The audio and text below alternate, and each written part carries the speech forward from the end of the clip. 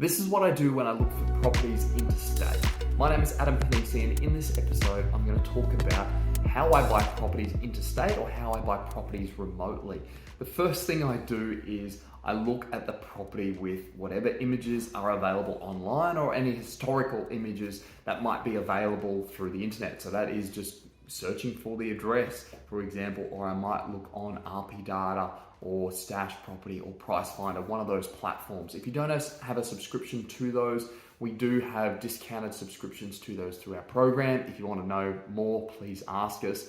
But what I do is try and look at what photos are available.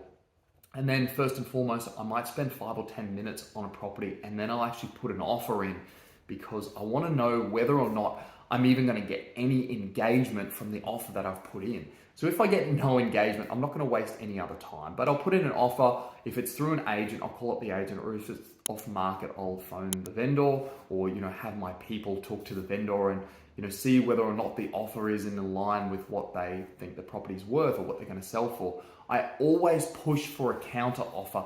This is the first point with negotiation. You need to have a starting point when you are trying to buy a property, and the starting point needs to be in writing. You don't want to be putting in an offer and then getting nothing back. And initially, even before I put the offer in, I suss it out a little bit to make sure that what I'm going to offer is even in the ballpark of what they're going to consider. If I'm way out of the ballpark, I won't even bother. I'll just move on.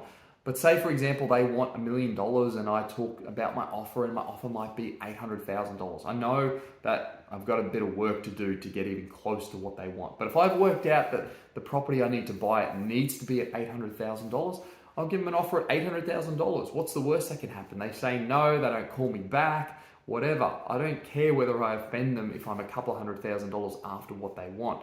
The best thing that can happen, and what normally happens, especially in a slow market, in a hot market, people go, oh, 800,000, bugger off, I'm going to talk to the guy that's actually serious about buying this property at $1 million or 1.2 million in a booming market.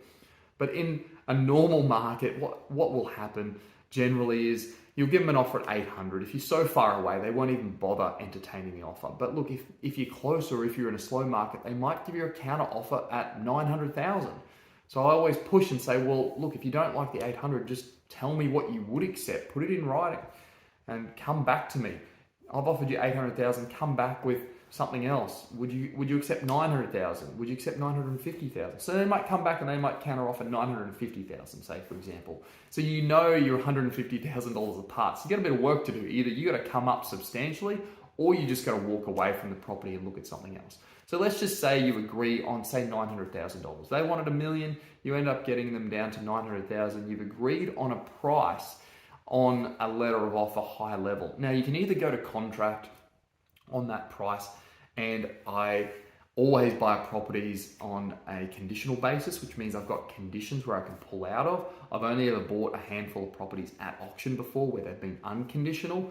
So I normally buy it with conditions in place where I've got a period of time where I can do a due diligence component. So in other words, I research the property, I find out whether or not I actually want to execute, like go ahead with this property purchase, because properties are expensive. I'm not going to go ahead with $900,000 deposit without doing some research on the property and knowing the area and getting around that area, that property. So when you're buying interstate, people buy sight unseen. I think that's absolutely crazy. Unless you're a seasoned investor and you have a big portfolio, even now today, I would never buy sight unseen. I am buying substantial properties, but I still would never buy sight unseen because the things that I see on site, it's hard to see, or you may overlook them if somebody's doing an inspection for you, for example. So what I do is I basically do as limited amount of work as possible, minimal work, try and get the property under contract, or at least I've accepted my offer, and then I go and visit the property. And while I'm visiting that property, I might go and look at some other ones as well. I'll see what else is available. So I've always got it tied up before I then fly interstate. Now, if you're just starting out and you want to buy property interstate, I suggest, and my personal view is that you go and you find out which areas you want to be in. You actually spend like a good couple of days in those areas because property isn't like any other investment vehicle. It is physical, it's tangible, it's somewhere for somebody to live. So it's going to be either somebody's home that they're renting or somebody's going to be buying that home off you, depending on if you're selling it or renting it. So it is tangible. I personally believe that you do need to know the streets, the suburbs, locations, where there's the good streets, bad streets, good locations, good suburbs, bad suburbs. So if you're planning on buying in an area and you're really set on that area, go and spend some time in that area.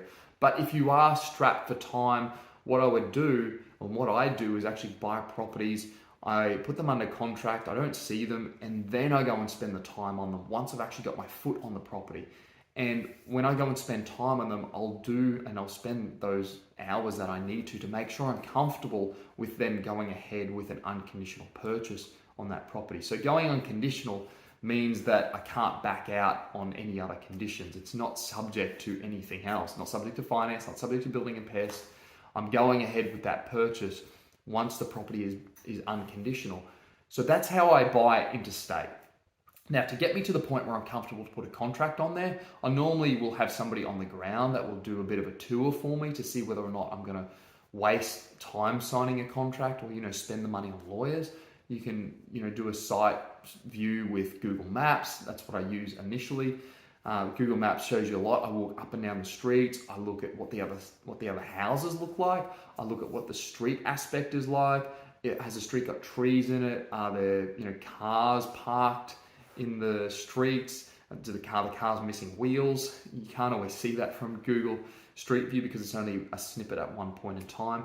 So then when somebody looks at the property for you, that can either be a rental manager, that's going to be the agent. If you're using an interstate buyer's agent, that could be those guys as well.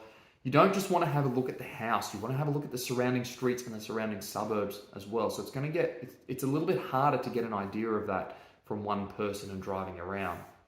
So you're going to have to spend some time even just on the phone to that person and or walking up and down the streets in Google Maps. It's not the same as driving around the streets. So that's how I do it personally, and that's how I get familiar with an area. I put my foot on the property, then I go to the location and I spend time there. If you're going to spend even $300,000 or $400,000 on a property, you want to know that you're getting it right, because if you make the wrong decision and you buy a dud property, that's going to set you back so many years in your investment journey. So you want to make sure that you get it right from the beginning. And also, we all have limited time. We're all working in our jobs, or most people are working in their jobs, right?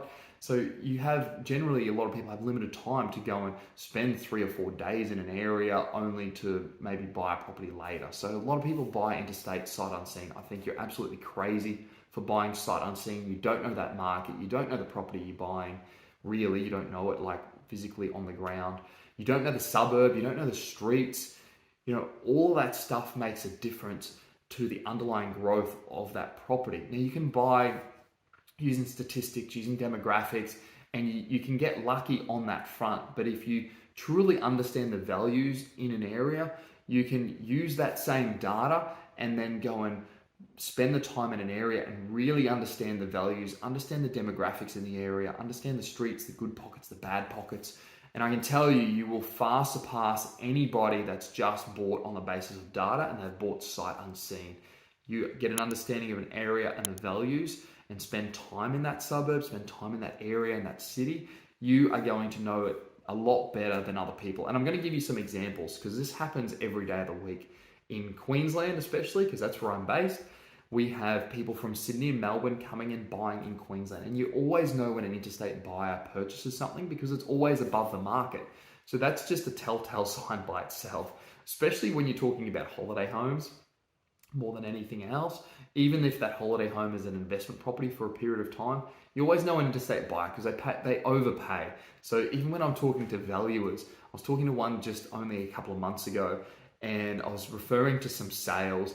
And I said, how are sales holding up? And basically she said, well, all the interstate buyers are still buying above market and all the local buyers are all buying below market. So you don't have to be a rocket scientist to know that, or to be able to tell that local buyers know the market and they know what things are worth a lot better than people coming interstate, because people are coming interstate buying sight unseen, buying blindly and overpaying, and the valuers know it. So the valuers know, and they actually look at whether the buyer is an interstate buyer or a local buyer. I bet you most people don't actually know that. So when they look at a purchase, they look at who has actually bought the property when they look at comparable sales, because what normally happens is a valuer will look at 2 properties. One is bought at what they think is market or maybe below market, and another one is bought at market or above market. And I can guarantee you 9 times out of 10, the one that's bought at market or above market is being bought by interstate investors. So if you find a good pocket that looks like it's high growth and the data sets look really fantastic, I would just encourage you, before you even put a contract on a property, or when you've got a contract on a property, go and spend some time in that area and understand the values. And once you understand the values, you then will be a lot more confident in your buying and in your offers, and you'll know when a good deal comes up as well. And when a good deal comes up, you need to be quick to jump on it. Even in a slow market, you need to be quick to jump, because all the local buyers, they all know a good deal because they know the values in that area. So from my perspective, it's actually about being a suburb expert or an area expert to be able to identify what is good buying and what's not good buying. So that's my tactics on how to buy interstate. If this video has helped you, if you've got any other questions, let us know in the comments. Would love to hear from you. And if you've got any bad experiences buying interstate or any good experiences, would love to hear what you've learned along the way as well. Thanks for watching. Have a great one.